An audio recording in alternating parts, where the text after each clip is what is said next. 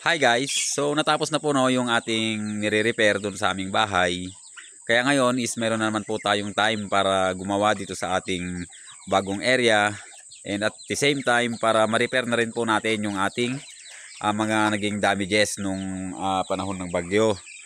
So hanggang ngayon kasi is hindi pa natin naililigpit yung mga punong kahoy dito na tumumba.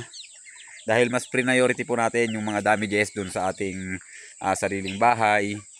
Bali, naayos na po namin, na-repair na yung mga lumipad na bubong, napalitan na. All in all po is okay na. So sa ngayon is back to normal na naman po tayo. Araw-araw na naman po tayo dito sa farm.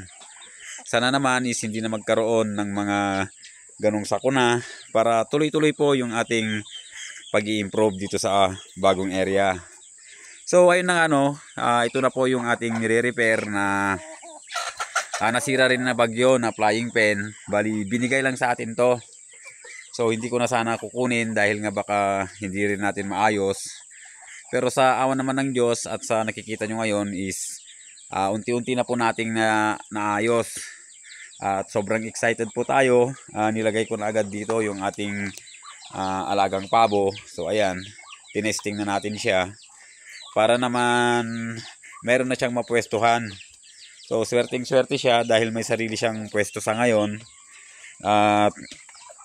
Papalakihin natin dyan, hindi na natin siya papakawalan, baka madisgrasya pa ulit. So sayang yung isa at tayo pa rin ay nagpapasalamat dahil nga sa bumalik pa yung isa. So sa ngayon is konting-konti na lang may matatapos na natin itong inaayos nating flying pen. So napakalaki po ng sira niyan. So talagang patapon na. Bali binigay lang sa atin. Hindi ko na sana tatanggapin dahil alam kong medyo marami ng damages. Pero sa ngayon kung makikita nyo is okay na siya. And mapapakinabangan pa natin yan ng matagal. And kung nakikita nyo is meron tayong dyan ng tarpaulin ng Infinity. Hindi po tayo sponsored niyan. Nilagay ko lang dyan para hindi po siya mas anuan ng araw pagkatanghali. So kung makikita nyo nilagyan po natin siya ng mga kawayan para tumibay siya, ni-reinforce natin siya gamit ang kawayan saka yung tie wire. So maganda na po siyang tignan and nakita rin po nung nagbigay sa atin to kanina dahil nanghiram siya ng lagare. So kala niya hindi na daw maayos, pero sa ngayon is mapapakinabangan pa natin to ng medyo matagal dahil nga sa pinatibay natin. And sa taas talagang sirang-sira na siya, kaya ang ginawa natin is nilagyan natin ng bubong. At para naman hindi lilipad-lipad yung bubong kung ipatong lang natin pagka malakas ang hangin. So ang ginawa po natin is nilagyan na po talaga natin ng pamakuan at pinako na po natin. So tumibay na po siya. Bali dalawang kawayan na lang yung ilalagay natin dito. So yan po sa dalawang area na lang na yan. So pag ganito po siya dalawa na lang, bali sa gitna at sa baba. And dito is balak ko pang lagyan dito dahil sira nga to. Pero hindi naman na makakalabas dito yung ating alagang pabo. So lalagyan ko na lang ng ganyan sa may pintuhan para lalo pa siyang tumibay kahit papano. So maswerte tayo dahil nga kahit papano is marunong po tayong magkumpuni ng mga sirang bagay. So yung patapon na po na gamit nila, so hindi ko naman sana kukunin, binigay sa atin. Sa ngayon is mapapakinabangan na po natin. And ayun nga, at papasok tayo dito sa kulungan dahil nga sa oras na naman ng ating pagpapakain sa ating mga alaga. So may 5 Muscovy ducks tayo sa baba na maliliit, ayaw umakyat. Nandun lang sila sa may ilog, siguro takot dito sa iba.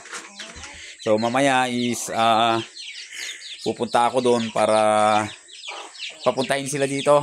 So magpapakain muna tayo sa ngayon. At ayun, nakabenta pala tayo ng 5 nung nakaraan And marami pa pong nagtatanong, kaya lang maliliit pa, wala pang 1 kilo tong mga sumusunod.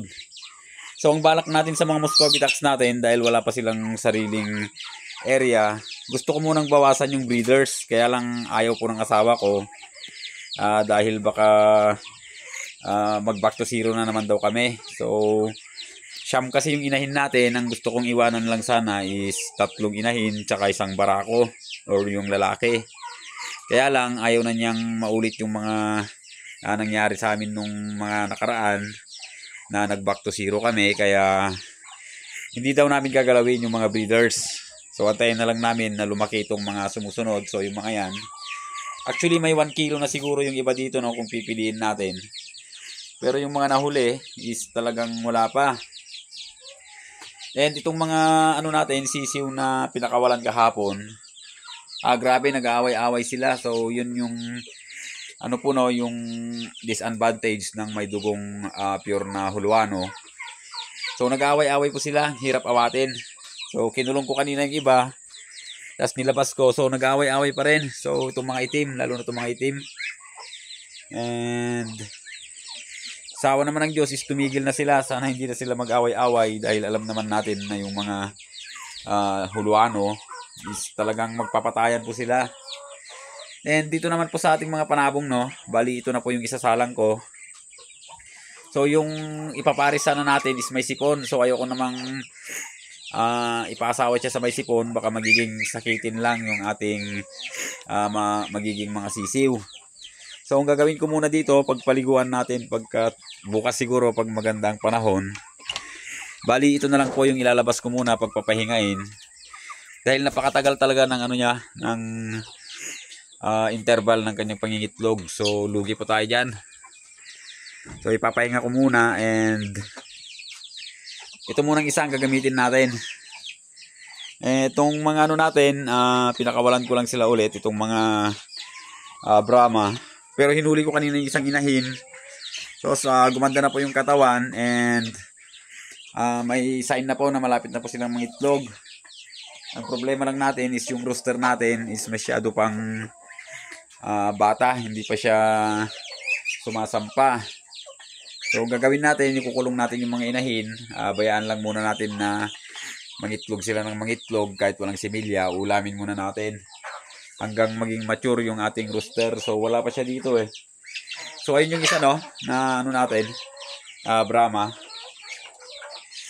And ayun, magpapakain muna tayo, and samahan niyo po ulit ako sa susunod nating mga video.